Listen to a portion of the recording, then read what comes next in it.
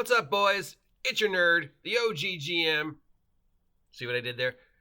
It's 8 o'clock in the morning. It's the 20th day of December 2022. It's about 50 degrees and sunny. Looks like I need to do some gardening today here at Site B. 5 days to Christmas. So if you haven't made your Christmas list yet, you need to get it in the mail to Santa because he's checking a list and he's making it twice. See what I'm doing there? I'm reversing things to be clever. Yeah, no. I'm drinking coffee. And speaking of coffee, just a reminder, this is a monetized and sponsored video. So if you don't like ads in your YouTube, just letting you know ahead of time, because you might see some. I'll give you a sec. Okay, it's time to spin the wheel of irrelevance yet again. Here we go.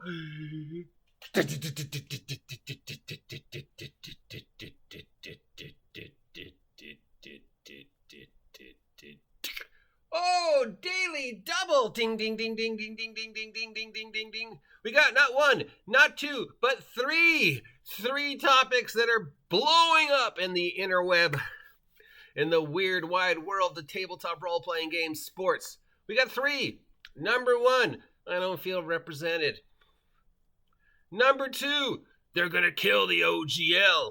And number three, DMs as therapists.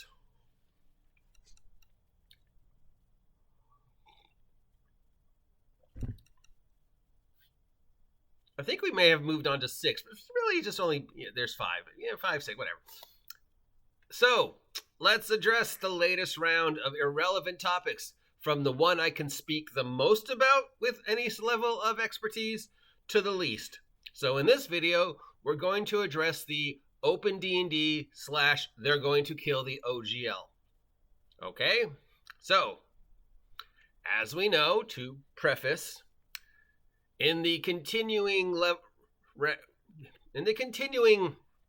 expedition of false news and sentences that make no sense, I'm drinking coffee and water. And the nonsense that comes out of Jeremy Crawford's mouth, we had the statement that Wizards of the Coast going forward in regards to 1D&D may or may not continue to support third-party product creators like, I don't know, Bloat Games or anybody else who's making third-party stuff for 5e.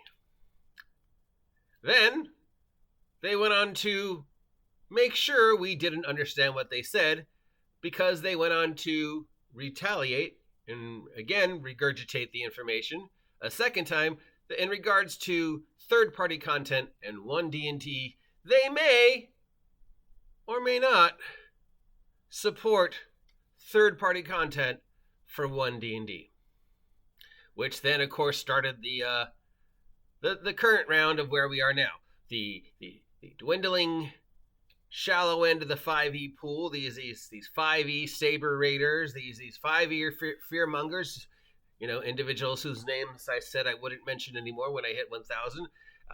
These Daniel Kwans, these people who need to cling to the relevance of what 5e isn't in order to remain worthy of our attention are, of course, spouting how the OGL is dead. There'll be no more support for the OGL, 1D&D this, 1D&D that, 5e this, 5e that, edition wars are all about hate, and they'll never end, blah, blah, blah-de-blah, blah, blah, blah. So, what Wizards of the Coast said, and what Wizards of the Coast meant, are usually two different things. But let's break it down to the OGL. Now, you may know what the OGL is. You may not know what the OGL is. Even if I tried to explain it with my level of lack of intellect, I probably couldn't, because it's a mishmash of moosh. But what it basically is the thing that said, as long as you use this stuff, bam, bam, bam, bam, bam, bam, strength, dex, con, intelligence, wisdom, charisma, armor class, hit points, level, you can make crap that uses the D20 engine that is currently licensed to Wizards of the Coast, which led to things like Mutants and Masterminds, perfect example. Or Survive This. Or any one of 1,000 games that came out that use some variation of the D&D character record sheet and some variation of the rule set. Now, currently we are at the 5e rule set in regards to Wizards of the Coast, but the OGL allows you to make games for any iteration of the rule set, going all the way back to day one and forward to now. So as of now, you could make a game using Strength, Dex, Con, Intelligence, Wisdom, Charisma, Armor Class, Hit Points level. Call it whatever you want. Let's call it Creeks and Crawdads, because there's a game that will probably never see a reprint. And release it, and it would be OGL compatible. You could even make a game right now and release it, and if you follow the OGL and certain other steps, you could say it is 5th edition compatible, or compatible with the world's #1 selling fantasy tabletop role-playing game. #1 selling fantasy tabletop role-playing game, because the #1 selling role-playing game in the world is Call of Cthulhu. I'm double dipping today. And it'd be fine.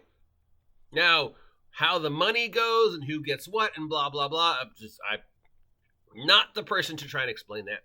But, yeah. So what the OGL says is, yeah, you can use this shit, and we, Wizards of the Coast, can't stop you.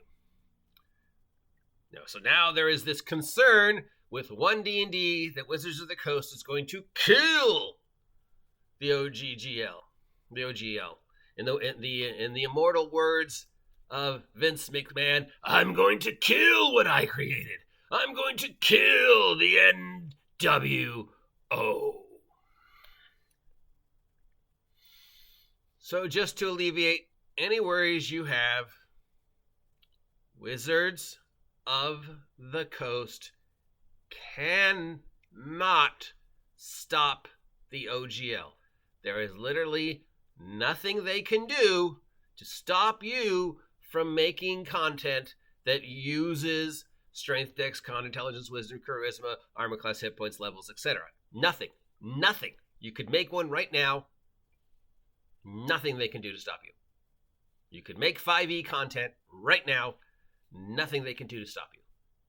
What they can do going forward in regards to 1D&D and in regards to the platform they plan on using to promote 1D&D, which is D&D Beyond and the D&D virtual tabletop, should it ever actually exist. What they can do is they can change the SRD.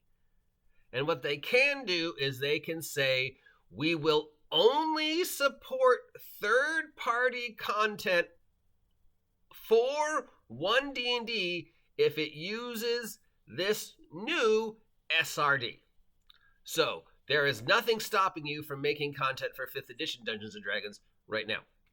There will be nothing stopping you from making content for 5th edition Dungeons & Dragons 10 years from now.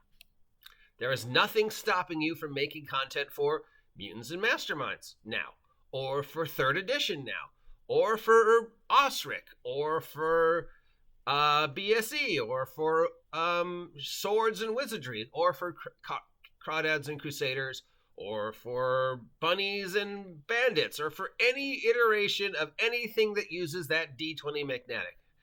20 years from now, there will be nothing stopping you from making content under the OGL. Wizards of the Coast literally can't. There is literally no way that the Hasbro police will be knocking at my door, kicking open the door, and saying, get on the ground, you're playing D&D wrong. But what they can do is say, you cannot make 1D&D third-party content unless you follow a very strict new set of rules. Preferably, we want your 1D&D content only on D&D Beyond, so we will have complete control over it, and you will never see a dime.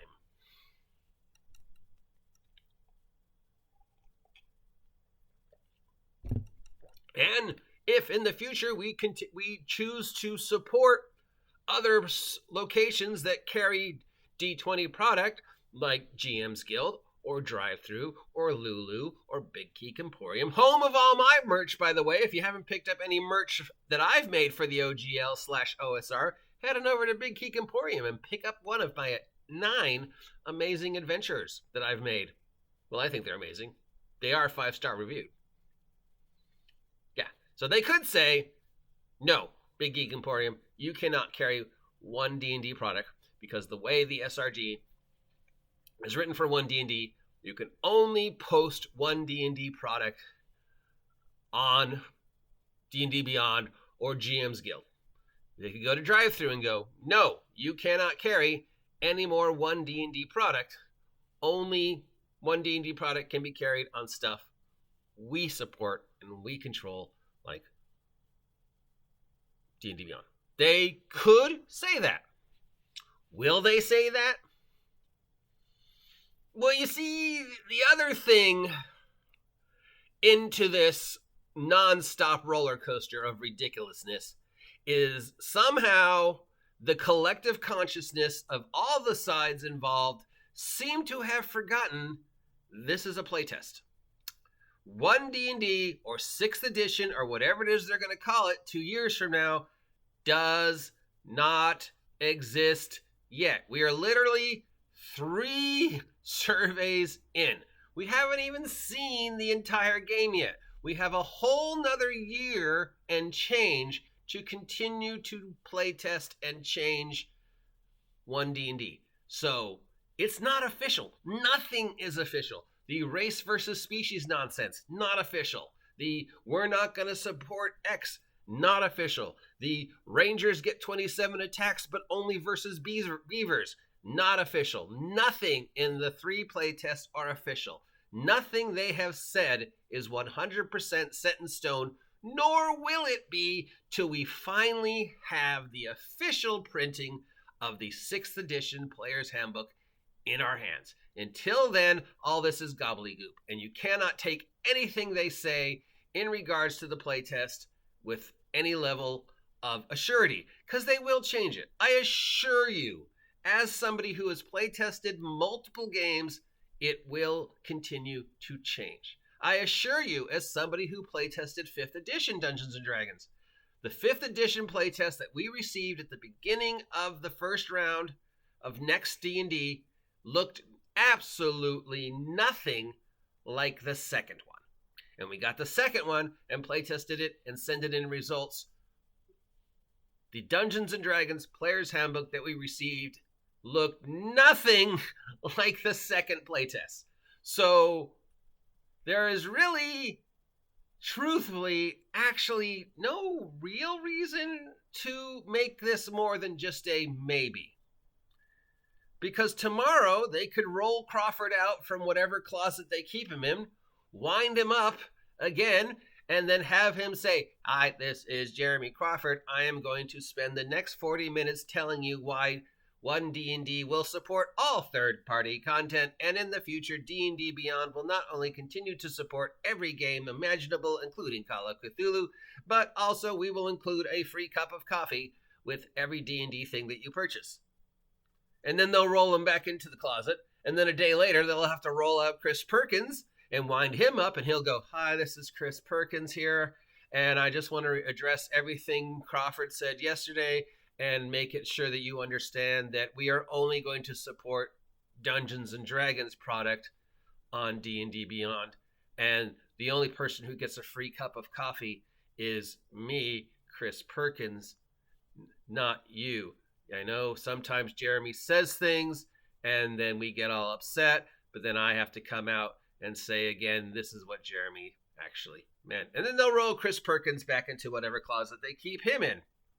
So, as of today, there is absolutely no reason to continue the fear-mongering over OpenDND and how they're going to kill the OGL.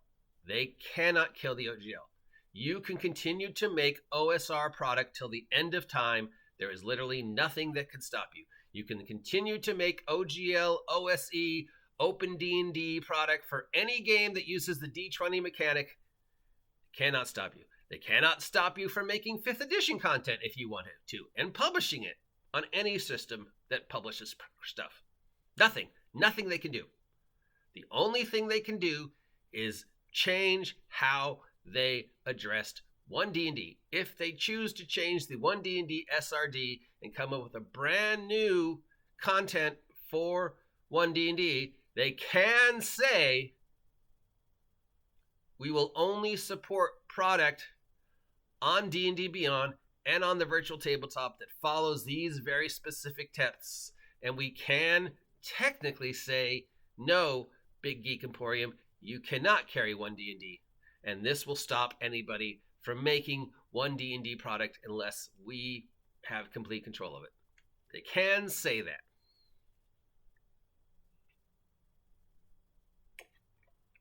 Subliminal suggestion, I'm drinking coffee. And I'm smiling. This should put into your mind that this coffee is good, because we're getting to the end of this. All right, now that we've spent 15 minutes trying to explain the ugly catastrophe that is copyright law, let us, in closing, in regards to what the Library of Congress, the final say in copyright law in regards to game, has to say. So this should, you know what, for all those people who say I talk bullshit and don't listen to the Wizards of the Coast and the OSR elitist that is the OGGM is just, saying the same things that everybody else says. This is bullshit. What's really going on is blah, blah, blah, whatever. Okay. You can ignore every single solitary thing I have just said. But in regards to copyright in games, according to people who are far more powerful than I am in regards to law and what constitutes copyright, the U.S. Office of Patents and the Library of Congress, you cannot copyright a game. There, plain and simple. You cannot copyright a game because no two people will play the game exactly the same way. You can copyright the idea of the game, Monopoly. You can't really copyright Monopoly, which is why there are so many different versions of Monopoly that are both, made by the Monopoly company and made by third-party companies. Because when it comes down to it, you can't copyright imagination. And you can't copyright how we play D&D and how I publish D&D product. So even if, which I think would be utterly stupid on their part, but knowing Wizards of the Coast and the way they're going right now, they're probably going to do this. Even if Wizards of the Coast passes this new ironclad rule in regards to 1D&D and D&D Beyond, you can only make 1D&D product if it follows this, and you can only post it on D&D Beyond or other formats that we have complete control of. Even if they do that, technically, you could still make product using the 1D&D rules. You just can't say it's for use with 1D&D. Because no matter what, Wizards of the Coast does control the name Dungeons & Dragons, and they will control the name of whatever they call the thing we see in 2024. Be it 1D&D, be it just Dungeons & Dragons, be it Dungeons & Dragons 6th edition, be it, Jeremy Crawford's worst mistake of the week, whatever they call the thing we're going to see in 2024, that they could control. But technically, you could still use the 1D&D rules as they stand at the end, because remember, they're not finished yet. As they stand at the end, you could still use them and make a game. You just couldn't call it 1D&D. And if you really want to push it, you could maybe call it 1D&D. But in that one little 1% chance that you actually do call it approved for use for 1D&D and it isn't approved for use for 1D&D by Wizards of the Coast, they might come after you. But how often do you see Disney go after the people who make unofficial Disney merch? Because there are a lot.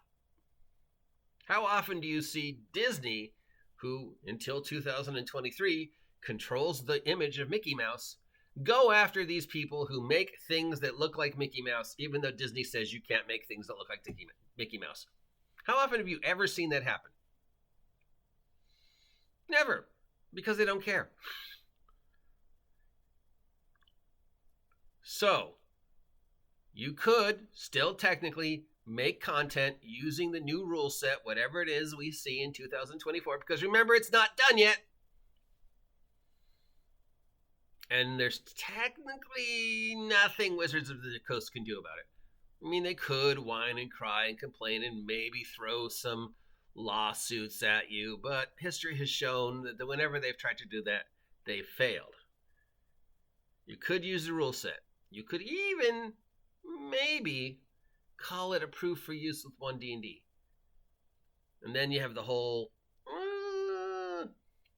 Or you could just continue to say approved for use with the #1 fantasy tabletop role-playing game in the world. Maybe. That's the Mickey Mouse thing. But you can definitely still make stuff for 5th edition till the end of time. You can definitely still make stuff for the OGL to the end of time. You could probably make stuff for OneDND once it's finished, and there's not much Wizards could do about it if they really wanted to, but chances are they probably won't care. So, OpenDND is not dead. The OGL is not dead.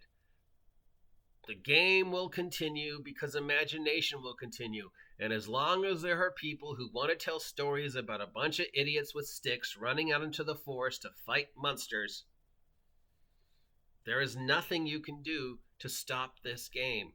Okay? There's nothing you can do from any little idiot with a computer and an imagination from publishing product for this game. There never has been. So don't worry about it. Be happy. Okay? Be happy. Just enjoy playing whatever it is you're playing and appreciate the long history.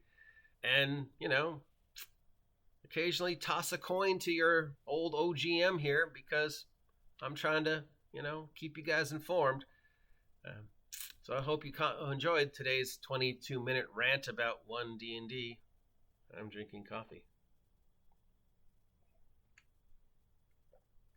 But not just any coffee. Oh no, this is my sponsor, CUSA Coffee. And today's flavor is mocha. And it tastes pretty much close to a Starbucks level of mocha, but without the whipped cream. Now, as you guys know, I'm a soda guy. I drink soda. So for these guys to create a coffee product good enough for me to set the soda aside and start drinking their coffee, it's got to be pretty damn good. It's, locally sourced, locally grown, cruelty-free, non-GMO, no soy, no minions were harmed in the making of CUSA coffee. Now, if you use my link down below, you can get 15% off your first purchase. And if you're hesitant, you can request a free flight of sample coffee that they will send you, and you only have to pay for shipping. So if you're interested in trying out the coffee that got me to stop drinking soda, try out CUSA Coffee, my sponsor. Use the link down below and the code FLIGHT35 to get 35% off. The OGGM approves. Till next time, happy holidays, you dirty animals.